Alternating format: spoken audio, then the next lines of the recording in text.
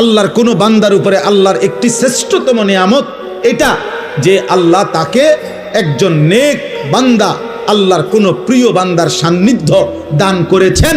এটা কোন বান্দার উপরে আল্লাহর একটি শ্রেষ্ঠ নিয়ামত।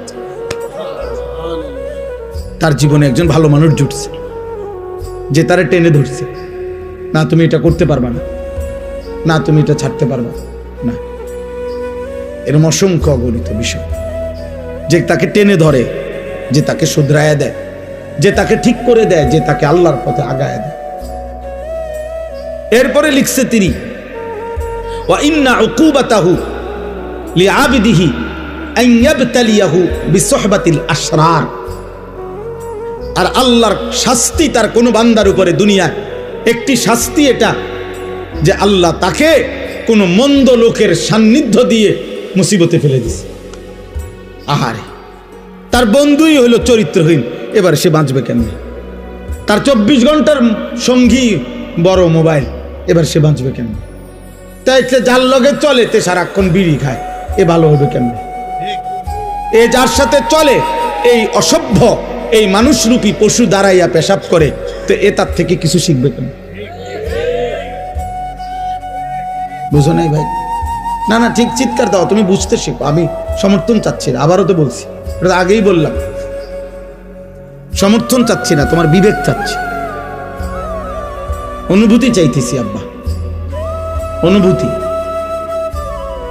আমার ফিকির এটা। মাওলানা ইয়াহিয়া নিশ্চয় বলছে, মাওলানা ইয়াহিয়া, আমরা সারাদিন, সারা বছর, সারা সপ্তাহ কিশোর যুবকদের জন্য আর কি করতে পারি আমাদের সাধ্যমতো মুসলিম কিশোর নওজওয়ানকে গুনাহ থেকে ফেরানো, আল্লাহর দিকে ফিরানো, ওদেরকে পাক না পাক ন্যূনতম প্রয়োজন পরিমাণ ওযু, নামাজ, সূরা, কেরাত, দোয়া, কালাম শেখানোর জন্য আর কি করা যায়, এর জন্য সারাদিন ফিকির করি। ও ফিকির করো তো আমার ছাত্র, আমার এই সুখ দুঃখের, আমার যেই কিশোর যুবকদেরকে নিয়ে কার্যক্রমের মূল সঙ্গী সে। আল্লাহ তাকেও হায়াতে তৈয়বা আফিয়া দান করে।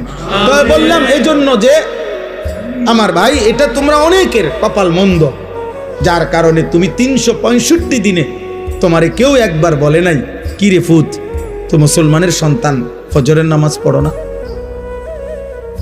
চিন্তা করেন, এই বদনসিবের কপালে এমন একজন মানুষ জুটে নাই যে তাকে এই কথাটা বলবে। এই বদনসিবের কপালে এটা জোটে নাই, কেউ বলবে তারে যে কিরে বাবা, তুমি মুসলমানের বাচ্চা, এটা কেমনে বেঈমানের মতো চুল রাখলা কেমনে?